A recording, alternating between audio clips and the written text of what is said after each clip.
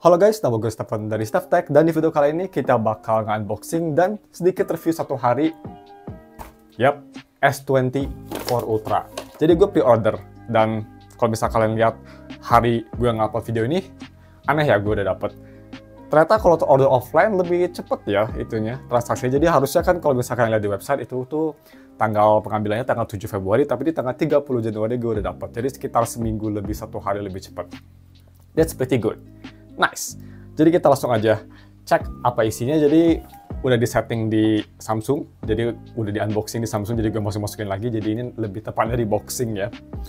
Samsung logo. Ini cuma dikasih kayak goodies yang simple banget. Dikasih note banyak banget. Gak tau buat apa. Oke, dikasih handbook. Dikasih pulpen. Dan cuma segitu aja. Cuma memang ini gue beli yang 12 GB 1 tera, jadi yang paling tingginya. Jadi gue nggak pernah beli HP yang paling tinggi. Gue bakal ganti iPhone ini, dan gue bakal HP utama HP ini. Jadi kalian expect bakal ada 3, 4, sampai 5 review HP ini, karena gue bakal pakai HP ini sebagai HP main. Bisa kita udah dibuka ya sama si Samsung itu, udah ada plastiknya, kita cabut aja. Begini boxnya, gak beda jauh sama yang S23, cuma dia sekarang ada cache shadow-nya gitu di sini. Di sini bisa kita lihat 1 TB, kita langsung aja buka. Gue belum pasang screen protector dan teman-teman, jadi masih agak taur, masih agak hati-hati makanya. Di sini ada seperti biasa booklet dan USB Type-C charger. Dan ini dia untuk Samsung S24 Ultra-nya sendiri. Ini video unboxing, nanti kalian bisa skip aja langsung ke mini reviewnya buat pengalaman gue satu hari pakai HP ini bagaimana, atau 1-2 harian. Dan first impression sih ini memang gue suka banget sama desainnya ya. Gue udah lama banget gak pakai HP Samsung. Terakhir pakai HP Samsung tuh kalau nggak salah Samsung Galaxy S7. Jadi tahun 2016 terakhir gue pakai Samsung. Udah lama banget ya. Yang pertama kali gue pakai Samsung lagi. Dan bisa kita lihat speknya. Kalau misalkan penasaran, ada di sini spek kameranya 250, 12, dan 10 megapiksel. Di sini ada 5 kameranya. Sorry maksud gue, ada 4. Dan kalau misalnya kita ke depan, ada selfie-nya di sini. Untuk chipset dia pakai Snapdragon 8 Gen 3 untuk yang di Indonesia juga. Jadi untuk Ultra semuanya pakai Snapdragon 8 Gen 3. Tapi untuk di Indonesia sayangnya untuk yang S24 biasa dan Plus dia pakai Exynos. Tapi gue denger Exynos 2400 DS24 series lumayan capable. Jadi jangan terlalu negatif thinking dulu ya. Gue lihat sini performance-nya bagus banget loh. Exynos yang tetap nggak sebagus Snapdragon 8 Gen 3, terutama dari di baterainya, tapi overall kelihatannya bagus. Gue udah cek, yang pastinya ini HP baru, semuanya bagus. Dan right off the bat yang gue rasa tuh yang ini bagus banget, anti-reflective display-nya. Bisa kita lihat ya itu. Biasanya kan kalau gue review HP dan si glass itu kelihatan banget studio light-nya, di sini tuh dia agak fake. Jadi nggak kelihatan banget. Dia anti-reflective glass-nya bagus, tapi itu nggak bakal berguna untuk gue karena gue bakal pasang tempered glass. Anyway, gue mau setup dulu HP-nya dan kita ketemu lagi besok untuk initial sedikit reviewnya. I'll see you soon. Oke guys, udah gue pakai sekitar 1,5 harian lah ya. Gue udah setup, gue udah masukin semua data gue ke sini dari iPhone karena kan gue mau pakai HP ini sebagai HP utama. Jadi kalian kira-kira setelah bulan Maret atau April kalian bakal lihat video quality dari S24 untuk kedepannya. Sekalian eksperimen juga. Oke, kita udah setup HP-nya dan langsung kita tes untuk fingerprint-nya. Ultrasonic-nya bisa kita lihat, BAM. Cepat, gak ada masalah. Tapi ini gue tuh pas pertama setup gue pasang screen protector, cuma sama gue lepas karena jadi kurang sensitif si screen protectornya. Fingerprintnya maksud gue. Jadi fingerprintnya agak kurang sensitif kalau pakai screen protector kaca.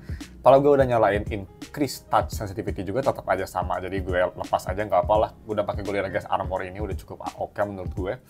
Fingerprint gak ada masalah sama sekali. Dan next untuk software versionnya pasti right out of the box dia sudah di Android 14 basisnya One UI 6.1. Nice.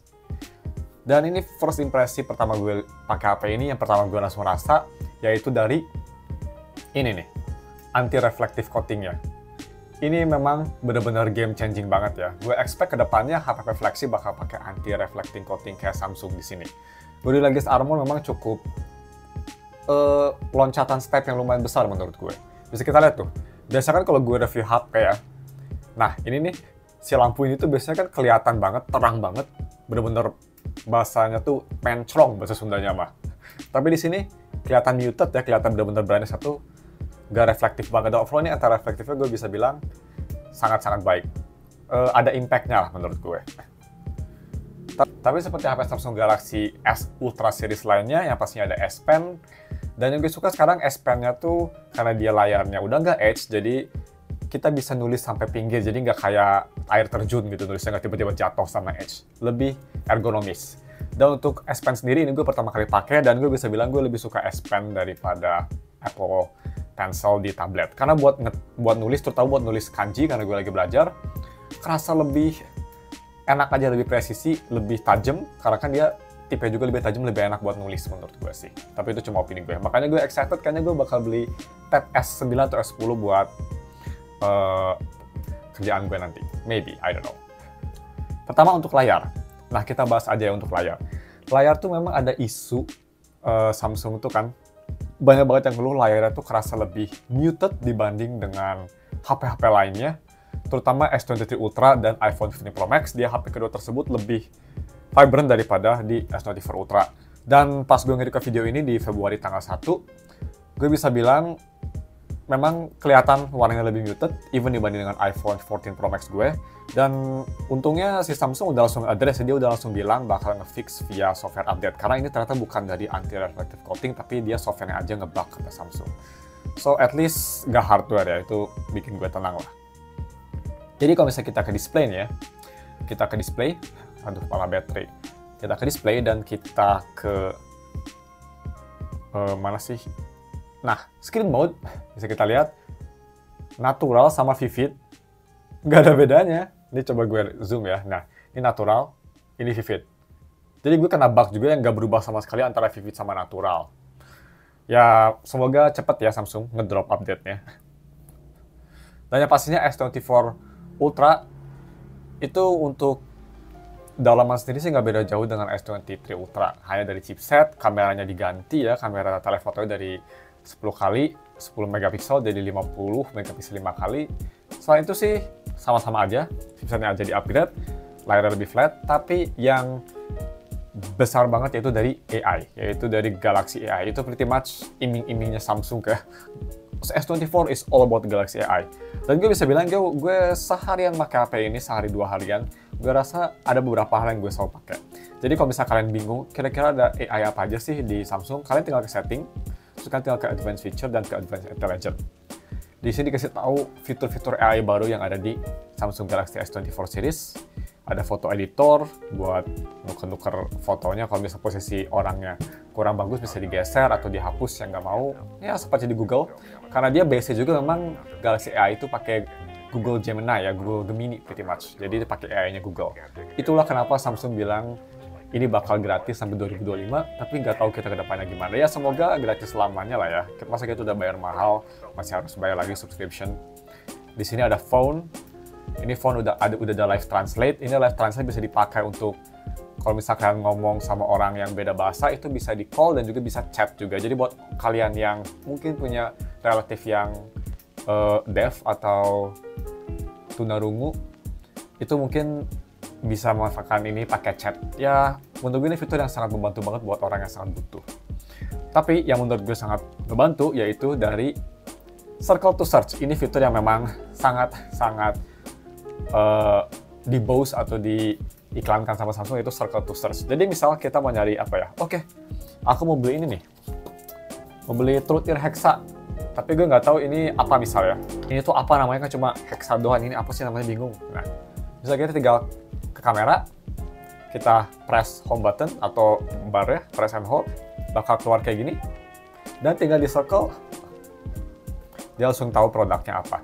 Dan yang lumayan impresif, ini jarang banget salah. Dia biasanya jitu banget. Jadi AI-nya memang sudah sangat bagus ini.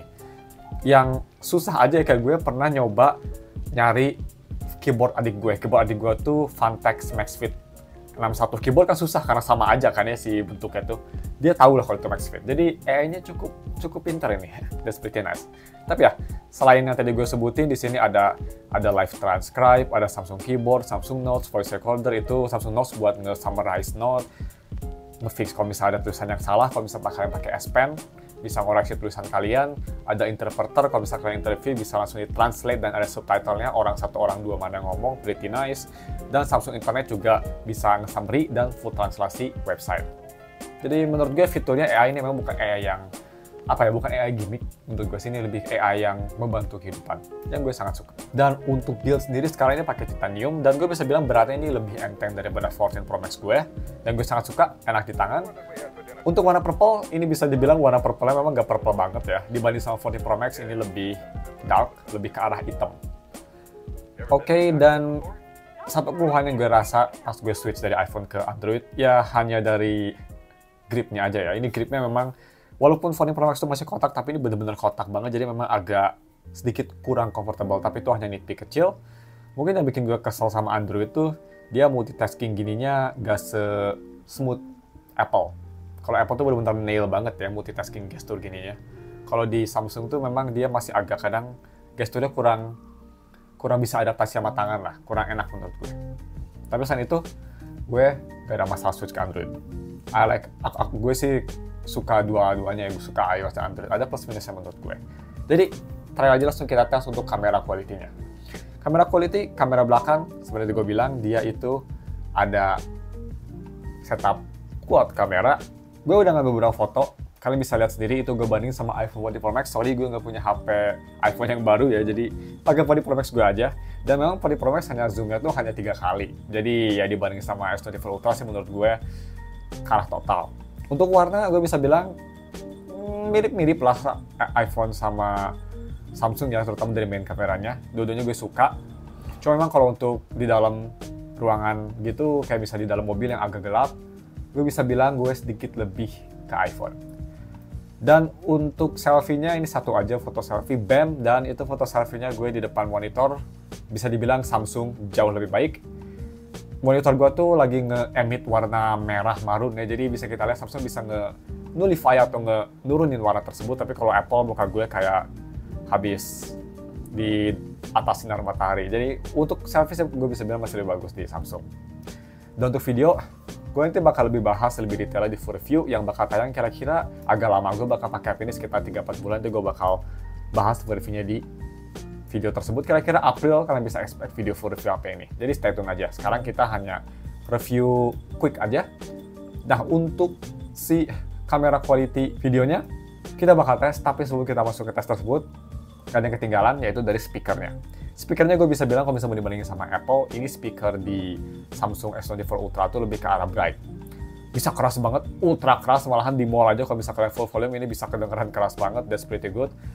Dan gue lebih suka suara di sini pakai Dolby Atmos. Kerasannya lebih bulat aja sih, nggak cempreng-cempreng banget. Kalau nggak pakai Dolby Atmos, kerasa lebih flat. Yang mungkin kalian suka tapi gue kurang. Untuk kualitas audio, ini nggak ada masalah, dia juga support Samsung codec. Jadi kalau misalnya kalian ada Galaxy Buds, kalian bisa pakai HP Samsung biar dapat quality paling bagus untuk audio codecnya, yaitu Samsung codec. Yang itu menurut gue paling tinggi ya, karena dia 24-bit, bukan 16-bit. Oke, langsung aja kita ke video. Video HP ini bisa nge-record di resolusi 4K 60, 4K 120 via Pro, dan juga 8K 60. 8K 30, sorry maksud gue. Oh ya, untuk semua video itu bisa di slow motion via AI, tapi gue bisa bilang memang kurang, masih agak kurang bagus. Kalau misal tangan misalnya, gue record aja nih pakai resolusi 4K 60. Kita record tangan gue gerak-gerak. Stop. Dan kita coba slow motion nih, lihat. Dah, kelihatan nggak tuh? Susah ya. Nah, kelihatan kan? Tuh. Tangan gue kepotong-potong. Jadi seperti AI gambar, AI memang susah banget ya untuk ngontrol tangannya. Atau nggak usah tangan sih. Kalau misalnya ada sesuatu yang tipis, kayak misal air gerak, atau ada kabel gerak, ada sesuatu yang tipis nggak besar banget dia gerak, itu bakal kayak patah-patah gitu loh. Jadi memang ya seperti itulah bisa dibilang. So ya, untuk slow motion memang berguna, tapi untuk kayak fast moving object dia masih agak sedikit struggling. Kalau misal fast moving objeknya besar itu nggak ada masalah, cukup bagus, cukup handy.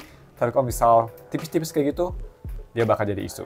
Anyway, kita harus tes resolusi videonya, tes quality-nya gimana. Gue bakal coba tes pakai UHD 60 fps. Kita langsung aja pindah ke kamera Samsungnya. 1, 2, 3 ini pakai main kamera yang pastinya. Bam. Oke guys, kalian bisa nilai gimana kualitasnya. Mic-nya untuk Samsung S24 Ultra dia ada apa sih namanya? Wind isolation, bisa ada noise cancellation juga. Jadi gue bisa bilang sangat bagus, dan untuk mic sih menurut gue Samsung terbaik di market. iPhone tuh masalahnya ada wind noise, di Samsung lebih bagus. Speaking of Apple, karena gue mau switch HP, malam ini guys pas video ini rilis gue ngejual HP utama gue, iPhone 14 Pro Max. Ini sedikit sponsor gue sendiri, sponsor diri sendiri ya. Ini yang 128GB iBox, tapi sebenarnya bukan minus, tapi dia itu ada sedikit perbedaan. Unit gue tuh walaupun iBox, tapi dia unit Hong Kong. Yap, karena gue itu pas pertama beli HP-nya defect, sama iBox diganti pakai unit Hong Kong karena kan di servisnya di Hong Kong. Tapi tenang, eSIM dan teman-teman semuanya gak ada masalah. Dan untuk battery health gue tuh kalau nggak salah di 88%. Jadi masih cukup oke untuk HP yang ada masalah baterainya. Ini bisa kita lihat, ini gue nggak bakal liatin, tapi ini ada nota. Ini nota untuk gue habis ganti unit. Jadi ada buktinya gue ganti unit, dan ini kenapa masih resmi. Daripada banyak ngomong, kita langsung aja lihat studi gue. Kalau bisa kalian mau beli, gue taruh juga link di deskripsi untuk iPhone. Nah, untuk video, gue nggak tahu di monitor gimana, tapi gue bisa bilang kelihatannya sini oke banget, lebih bagus daripada 14 Pro Max gue. Terutama noise, dia kerasannya lebih reduced dibanding iPhone gue. So that's pretty good. Kita coba fokus. Yeah, looks pretty nice. Fokus cepat, dan kita langsung aja balik ke iPhone 14 Pro Max. Let's go. Nah, begitu guys kualitas video dari S24 Ultra. Kalau misalnya kalian mau beli iPhone, by the way, gue udah tahu link di deskripsi juga, iPhone bekas gue. And cuma segitu aja untuk video mini reviewnya. Well, nggak mini review, ini udah hampir 20 menit. Video review pengalaman gue pakai sehari. Banyak yang gue suka, terutama kustomisasi. Gue bener-bener rindu banget kustomisasi Android. Ini bagus banget ya. Gue pas pertama install atau beli HP ini, langsung gue install GoodLock. Gue install semua plugin-nya yang gue suka, seperti Theme Park, Fantastic buat nge-customize launchernya, customize pen, terus ada Wonderland biar kalian bisa customize seperti apa, dikasih efek atau enggak lock screen-nya beda, banyak lah kustomisasinya. Nanti gue bakal full review pasti nanti 3 bulan ke depan untuk pemakaian lama gue gimana. Overall gue rindu banget sama Android karena Apple yang pasti nggak bisa kustomisasi simple kayak gini. GoodLock menurut gue bener-bener fitur yang bagus banget di Samsung untuk kustomisasi, pretty nice. Karena ini kalian nggak usah, biasanya kalau kustomisasi Android yang bikin kesel tuh kalian pasti kayak, aduh, ini kira-kira aplikasi yang gue download bakal bagus nggak sih? Harus nge-research dulu. Kalau GoodLock tuh udah dijamin aplikasinya bagus-bagus semua dan unik-unik dan solid semua. Karena ini kan rata-rata dibuat sama Samsung sendiri. That's pretty good. Jadi ya, mungkin cuma segitu aja video reviewnya dan juga unboxingnya. Kalau misalnya kalian suka video ini, bisa komen di bawah. Kalau misalnya ada saran atau kalau misalnya kalian mau beli HP ini, ada pertanyaan, kalian bisa komen aja di bawah, gue bakal jawab karena gue kan pakai HP ini sebagai HP utama juga. Jadi cuma segitu videonya, jangan lupa like dan sub. Thanks for watching. Kita ketemu lagi untuk video review ini sih. Kita ketemu lagi masih lama 3 bulan untuk video full review HP ini. Stay tune. Thanks for watching. Sayonara.